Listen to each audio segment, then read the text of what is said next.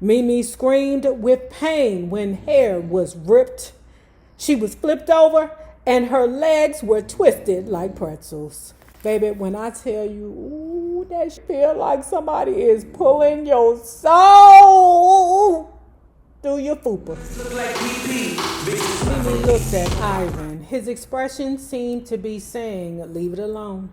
But she didn't want to leave it alone. For years, she'd been singing the stupid songs Kenny wrote for them when she had a book full of her own songs. Now, Daryl had hardly ever looked at the songs in her book before, deeming them crap.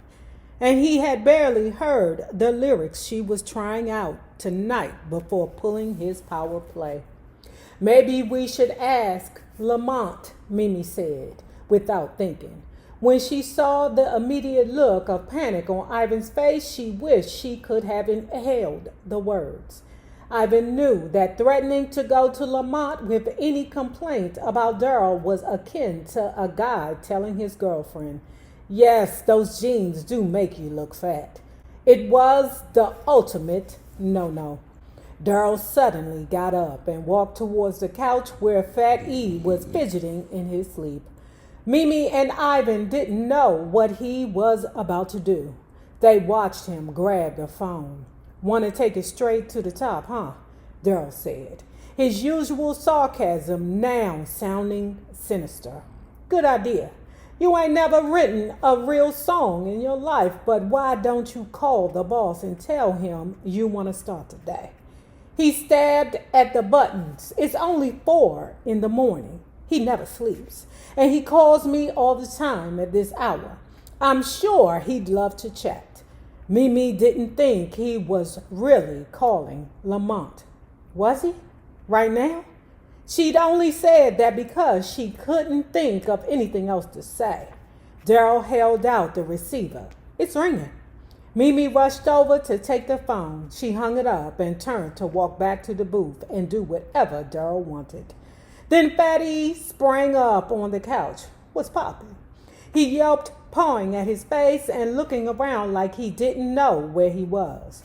That broke the tension in the room, and everyone, including Daryl, laughed. Mimi wants to rewrite the hook of your song, Daryl blurted, assuming Fat E would blow her off as a novice just as he'd done.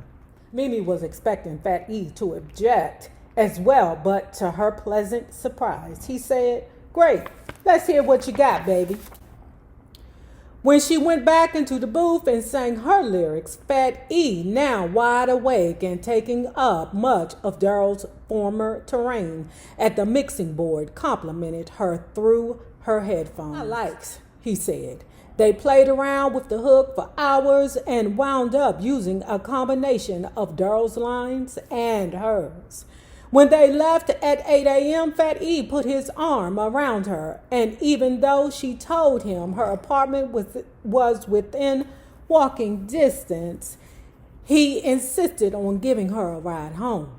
It's great that you can write, he told her as they strolled out to the street. That's how you make real paper. Rule number 1 in this biz, write your own songs and own your own publishing. Daryl followed them out, keeping quiet. He hadn't said much since Fat E went into command mode. Fat E was a hip-hop god, one that Daryl was not prepared to challenge. Mimi climbed into Fat E's black Hummer, H2, and watched the guys jovially embrace each other in farewell. But as Fat E went around to the driver's side, Daryl didn't seem to have any warm feelings left for her. Later was all Daryl said, and she saw a look in his eyes that told her there would be hell to pay for what had happened tonight. I fear weird, Mimi said, shifting uncomfortably in the booth at Swirl. You haven't even had a drink yet, Vanessa replied, wondering where Lena was. No, down there, Mimi mumbled. Oh, your Pastanka feels weird. Mimi's face contorted into an expression of embarrassment. So what do you call it, Vanessa? Vanessa asked, amused. Not that, Mimi said quietly. Sweetie, How can you love your vagina if you can't even say the word? Vanessa sighed, thinking this little chica had a lot to learn. My pastanka is my best friend. I'm sure it is, Mimi said dryly. She had never thought about hers as something she should love or not love. It was just there. What do you think I should call it? Vagina, Vanessa said precisely, enunciating each syllable. Mimi tried not to smile but couldn't help it. I want you to say it, Vanessa insisted. What? You know what? Vanessa urged. It was fun to make Mimi squirm, and so easily. My pee feels weird, Mimi said very quickly and very quietly. Sorry she had ever brought it up. Yeah, why you... Do me and my girl? I think we have. If Mimi is feeling weird about her coochie fritas, but then she's so young, she don't really know nothing. So, I think she like, 19, 20, 21. I didn't know anything about I still didn't know what was happening with my vagina. After all, what was it? And when I was like 1989, 1990, 91, we were still using douches, girl. Girl, that summer's eve was... putting a hex on vaginas back then, child, and we didn't even know it. All we was doing was just swishing around whatever yeast infection and bacteria was in there. My vagina feels weird, Mimi said very quickly and very quietly. Sorry she had ever brought it up. It was your first time, Vanessa said easily, looking around to see which bold-faced names were in attendance that night. You'll get used to it. Fuck is she talking about? After their first meeting, when she'd noticed unsightly whiskers sprouting out of her bikini. Oh, okay. Mimi was trying on. Vanessa had dragged her to Jay's sister's for a bikini wax. Ooh, baby. Let me tell you something. The first time I got myself waxed, I had so many bumps, y'all. And it was because it was my first time.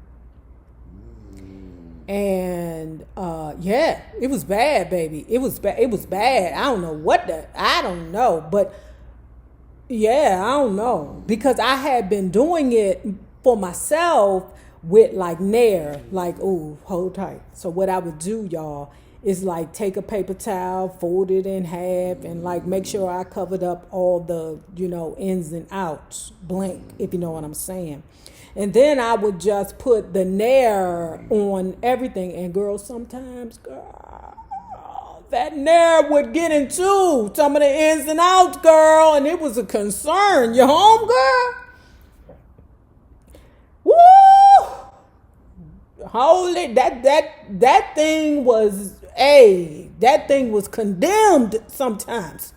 When that neat or nag got into the ins and outs of things, ooh. So I decided maybe I shouldn't use Nair around that area, child. And when I went and got it waxed, it was terrible. It was the terrible, awful. I did it once. I think I might have did it 2 more times after that, but that was it. I said I'll stick to my way. Using neat Nair, paper towels, and then you wipe it off with, because it stinks so bad, you got to wipe it off with like a towel that you're not going to use. Either throw that mess out your house because it be stinking, y'all. I'm trying to tell you, it be stinking. After their first meeting, when she'd noticed unsightly whiskers sprouting out of her bikini Mimi was trying on, Vanessa had dragged her to Jay's sisters for a bikini wax. Not a Brazilian, for which the J sisters had become famous.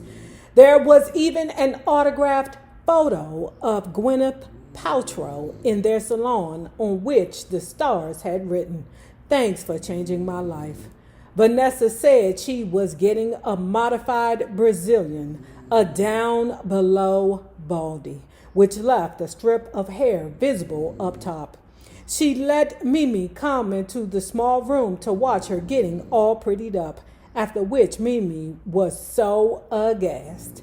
She refused to go next, but Vanessa browbeat her little follower into submission. Mimi screamed with pain when hair was ripped. She was flipped over and her legs were twisted like pretzels. Baby, when I tell you, ooh, that shit feel like somebody is pulling your soul through your fupa. It was rough. She felt like she was in the throes of childbirth. Vanessa held her hand, acting like her bikini wax Lamar's coach. Now that you've gone bare, you'll never go back on Jesus. You'll never do the hoochie coochie again with hair all over it. Never again. You'd be like, oh, this is what life is about. Totally different. Now all Mimi had to do was find a guy. Please don't tell me you're a virgin, Vanessa said, thinking it was a definite possibility. Not at all, Mimi exclaimed defensively. High school boys, huh? Vanessa sniffed a lot. I wonder why. Oh, yeah, she do be doing booger sugar in the bathroom with her gay friend. It was like an open carton of rancid milk followed her everywhere. Some, Mimi said, her voice full of false confidence. My last boyfriend is a quarterback at Georgia State, she added. Though last implied there had been others, and really Jamal was her first and only boyfriend. He got a football scholarship. Really? Vanessa was intrigued by celebrity, even at the collegiate level. You think he'll go pro? I don't care. Mimi sniffed like Vanessa was always doing. It's over with us. She was relieved to see Lena heading towards their table because she did not want to get into a discussion about that jackass Jamal.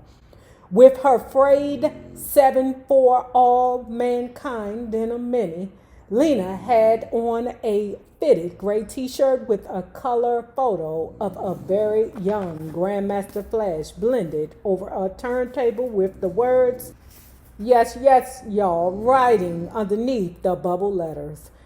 Her red and white 1988 high-top Air Jordans were purchased at Premium Goods in Brooklyn, a store that trafficked in hard-to-find classic kicks. The price for such footwear began at $300. While she was out in BK, she'd had a 4-finger gold ring that spelled Lena made. A picture of column mention of Lena's having this old school moment would no doubt wind up in some magazine, and she would no doubt whine about how annoying it was that everyone else would then bite her style. But truth was, that was the very reason she'd gone through all the trouble. From her shoulder, she pulled down a late 80s ghetto blaster. She'd gotten it on eBay. Put it on the table and turned around. Look what crazy got me. It looked like she had Vaseline smeared all over her lower back. Mimi leaned in and Vanessa picked up the votive candle on the table for illumination. Underneath the ointment, they could make out the word crazy a few inches above Lena's ass in inch-high Gothic letters. Mimi and Vanessa exchanged horrified glances. Oh, girl, you tripping, Mimi whooped.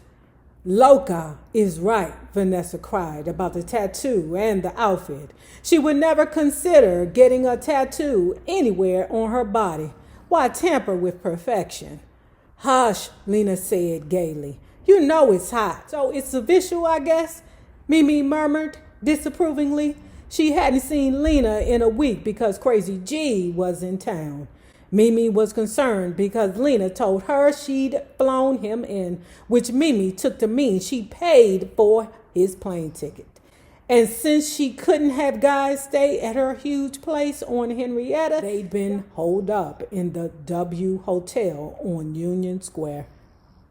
During the nasty nonstop, Mimi was sure Lena had paid for the room. Damn. Yikes. Yes, Lena swooned in too much of a tizzy to catch Mimi's disapproving tone. We're in love. Did he get a tattoo of your name? Vanessa ventured. No, but I got him a necklace from Jacobs. Ah, Jesus. Child, that's the buying dick, Lena said, as if accepting an expensive gift from her was somehow an expression of his love. Though she was still trying to cut down on the boozing, she ordered a shot of tequila. She was so happy she had to celebrate. She just had one or two. Oh, from Jacobs? You really balling now? Vanessa droned sarcastically. She thought the trinkets that all the rappers brought from the Diamond District gem merchant known as Jacob the Jeweler was ridiculously tacky. Alonzo had explicit instructions never to buy her anything there. Balling for real, Lena carped back, reveling in the fun of offending Vanessa's 15 G's. Mimi was lost. Who was Jacob? You is Mimi Maya? Somebody else in the comments said that Mimi might be Maya. You spent $15,000 on that nobody? Vanessa wailed, truly concerned now. Lena felt like she'd been slapped. Vanessa was calling her ninja a nobody. He was on the verge of being signed by a major label, and she was going to be right there by his side when it happened. Oh, God.